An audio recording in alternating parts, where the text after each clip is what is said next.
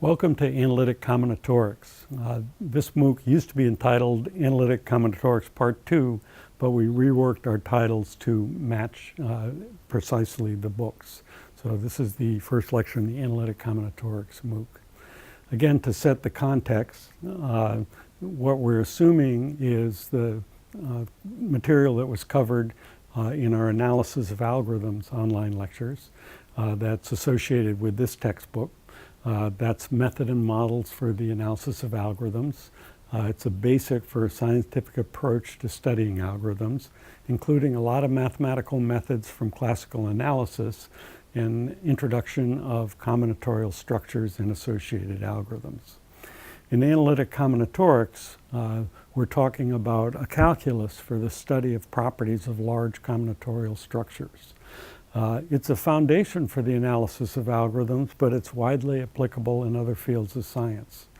It's got two elements: the symbolic method for encapsulating a precise description of combinatorial structures, and then complex analysis to extract useful information.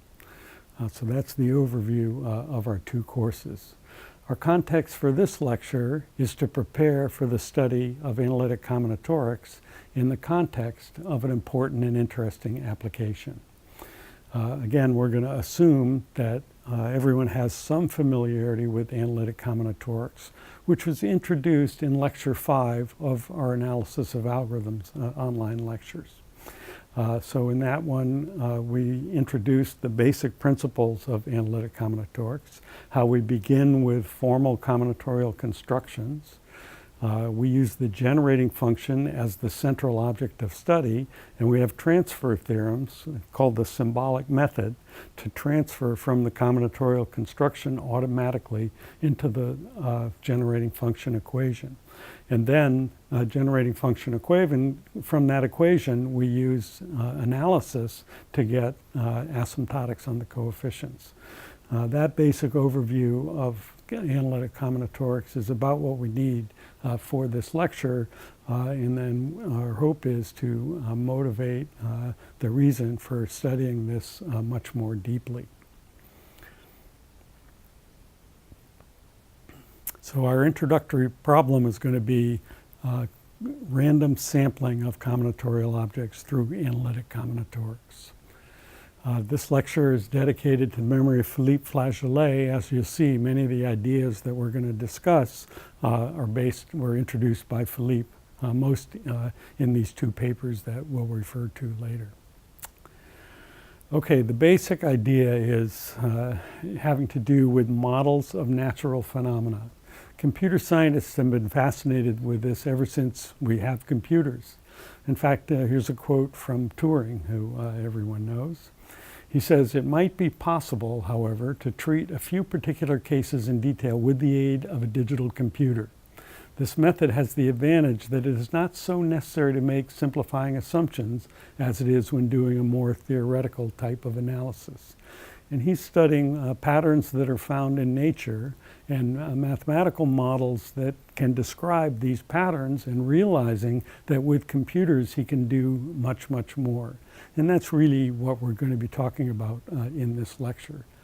In fact, combinatorial classes are often the basis for models of natural phenomena, and what we want to do is to validate those models by random samples that give us big instances that we can compare against what happens actually in nature. As I mentioned, people have been working on this ever since they had computers. The pioneering work dates back to 1975 by Nienhuis and Wolf, and it's an amazing textbook, and it's available for free on the web, that has Fortran code for really a large number of problems. In terms of the mathematical basis, the classic reference, which is still the authoritative reference, is by Luc Devroy, called non-uniform random variate generation. And that one is also available for free on the web. We don't refer directly to either of these in the lecture, but they're certainly both worthy of study. Okay, so the main principle that I want to start out with emphasizing is the idea of uniformity. So our goal for this lecture is, given a combinatorial class and a size n, we want to return a random object of size n. Well, what does that mean? What's a random object mean? Precisely what we mean is that when we sample, the process obeys a uniform distribution. And what's a uniform distribution? Well, what we mean by that is that each object of size n should be equally likely to be the one returned. For example, if we want, this is for n equals 3, if we want a random string of 3 bits, there's 8 possibilities. And what we want is to return each one of those with probability 1/8. If it's a permutation, there's 6 possibilities. We want to return each one of those with probability 1/6. If it's a mapping where there's 3 entries, each one of them can be 0, 1, 2, or 3, there's 27 possibilities. Again, we want to return each one of those with probability 1/27. Or if it's a binary tree, there's 5 different binary trees with 3 internal nodes.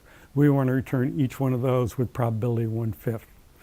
That's what uniformity means. Each object of size n should be equally likely to be returned.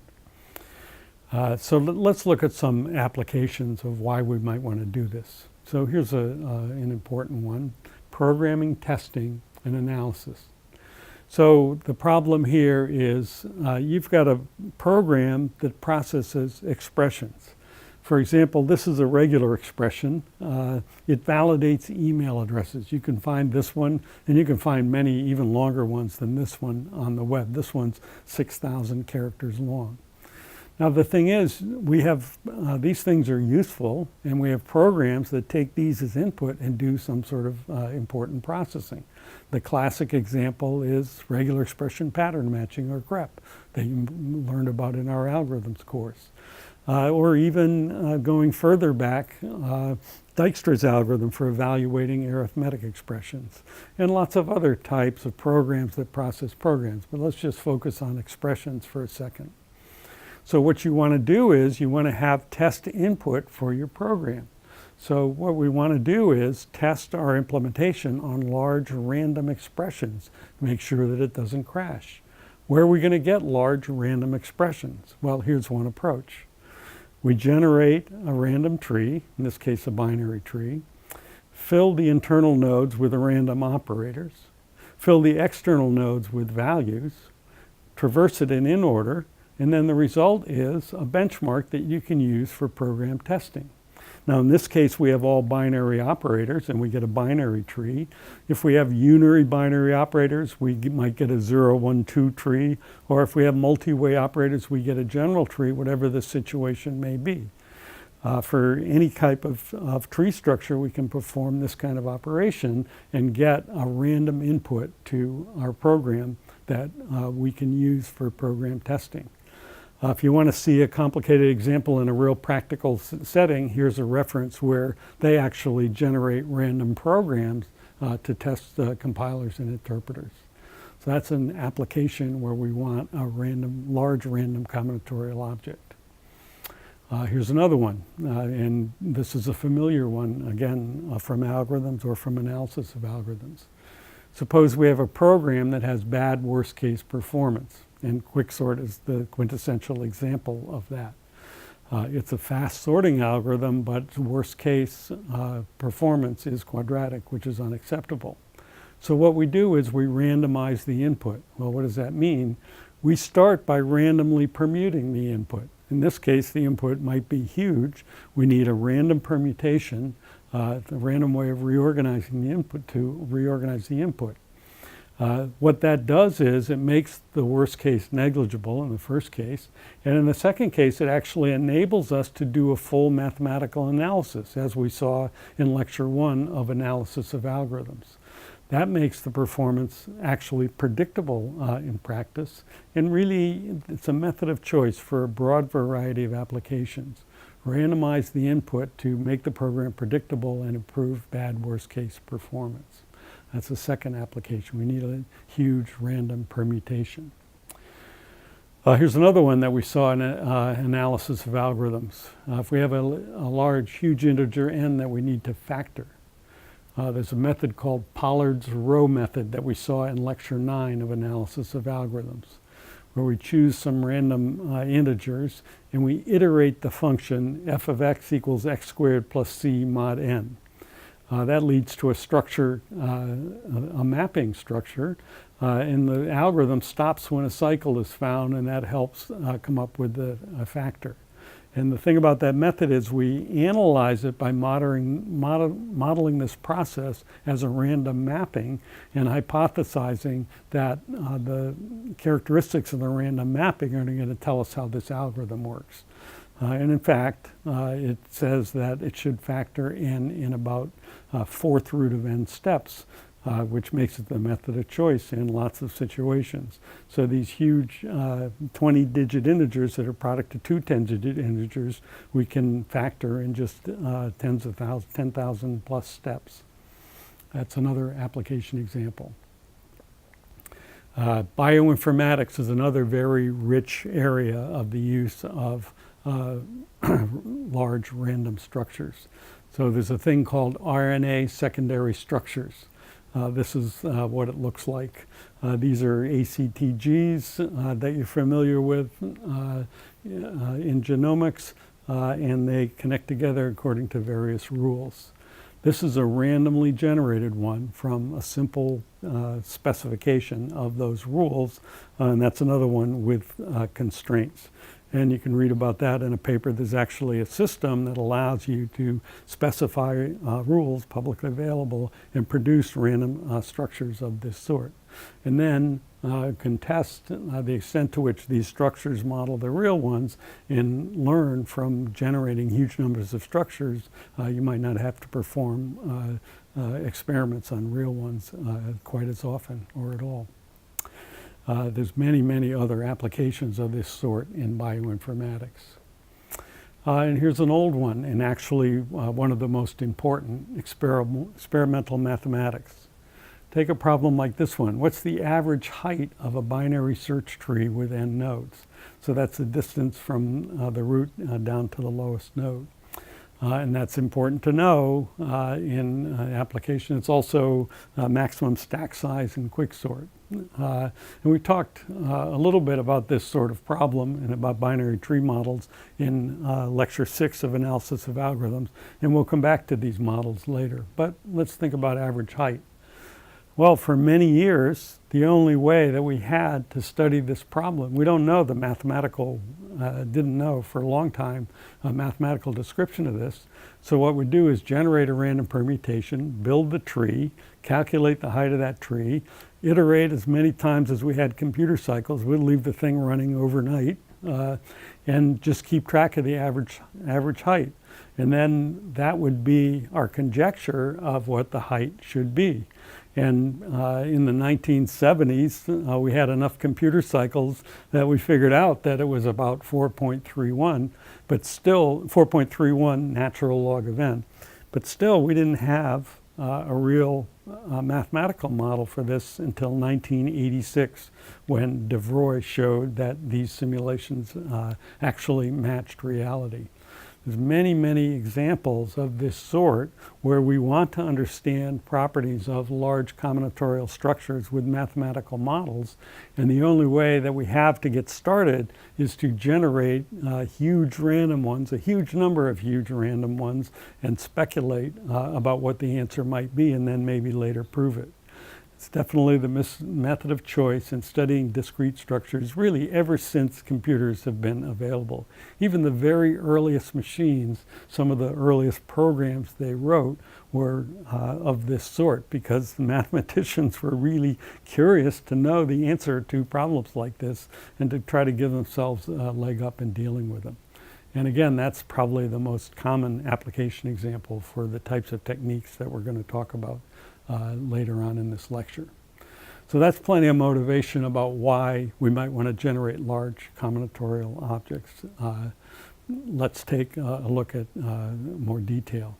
Well, one of the things that we're going to need is a random number. And of course, we've discussed this both in our introductory courses, actually in all of our courses, and everybody's familiar with this quote from von Neumann.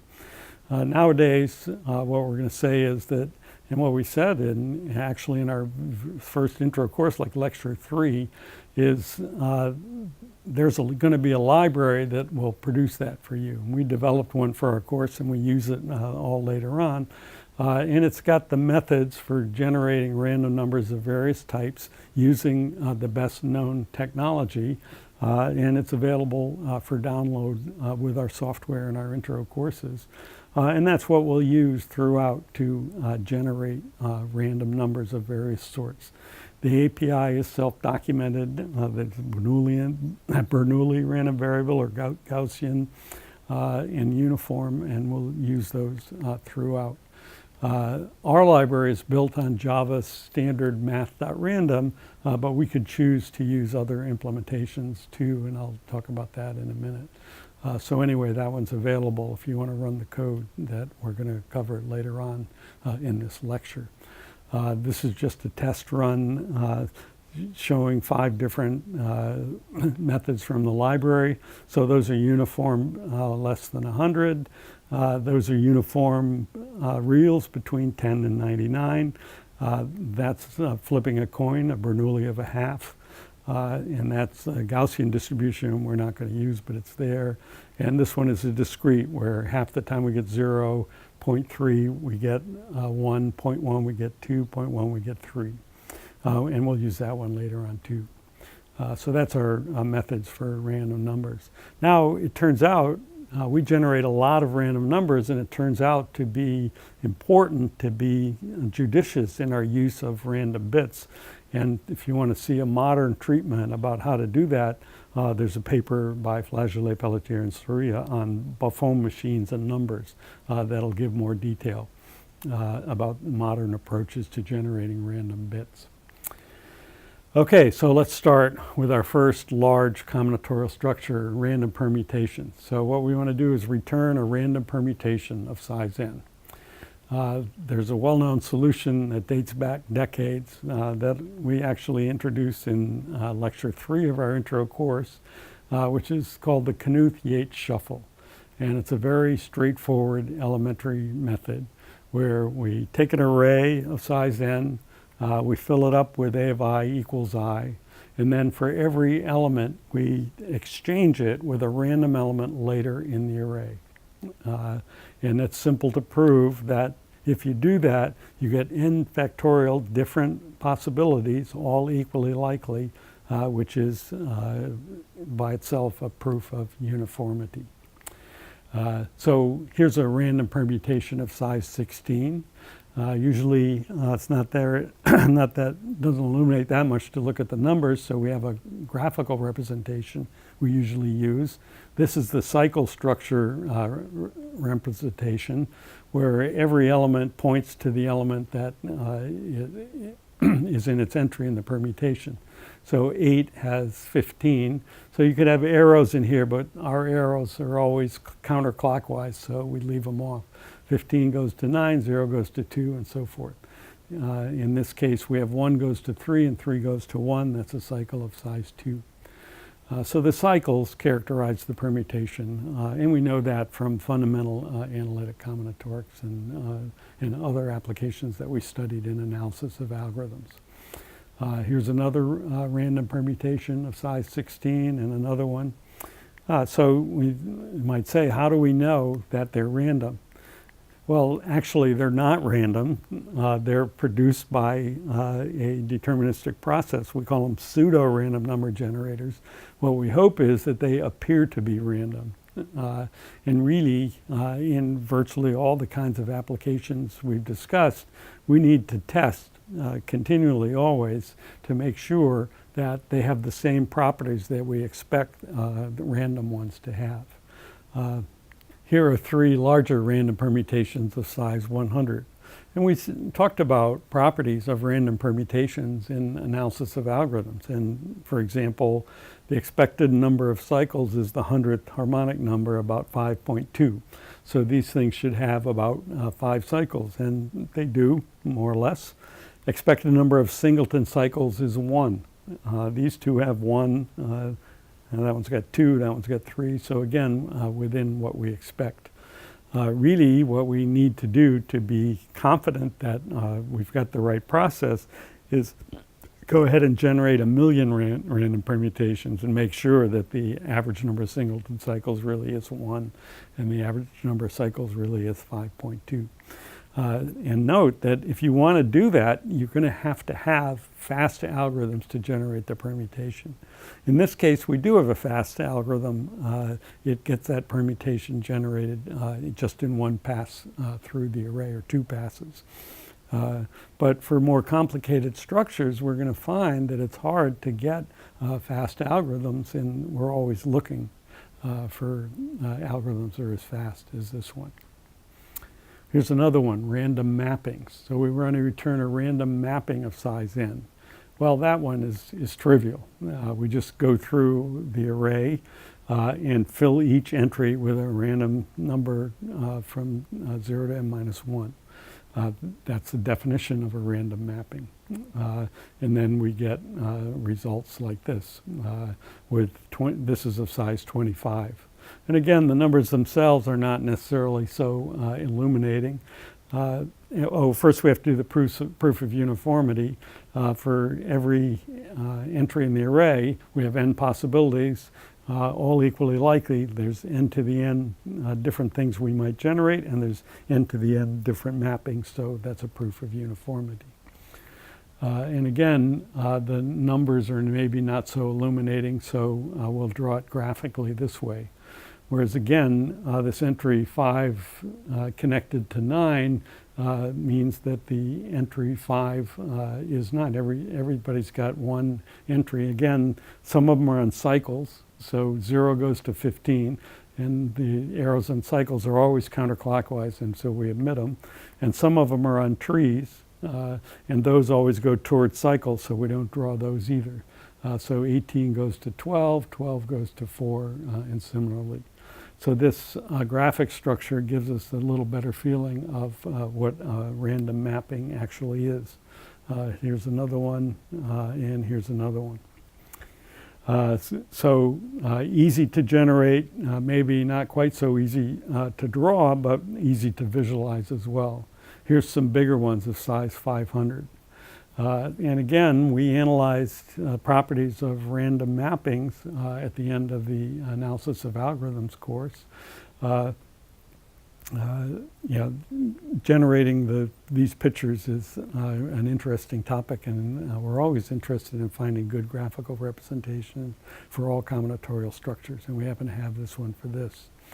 So we studied properties of random mappings in section 7 of the book and lecture 9 of A of A. And we know from analysis, from analytic combinatorics, that a random mapping has, size n has about natural log of n over 2 components. Square root of pi n of the nodes are on cycles. The expected number of nodes in the longest cycle is about 0.78 squared of n. The longest tail, which is the longest path into the cycle, is about 1.74 n. The longest row path, which is how far you have to go until you get to a place that repeats, is about half n. And the largest component has about 3/4 n of the nodes. And again, really what we should do to validate our random number generator is to compute a huge number of random mappings to validate the sampler and also to validate our mathematical analysis. And actually this is a case where it went the other way around. People generate large mappings and learned these numbers and then went about trying to prove them. Again, you can't do this without fast generation. In the case of mappings, no problem. But for more complicated kind of structures, that's going to be our challenge. Here's some huge random mappings of size 10,000. And I put these up not only because they're really amazingly interesting structures, but also it kind of indicates our goal for more complicated structures. We want to be able to generate huge structures of this type for other combinatorial classes.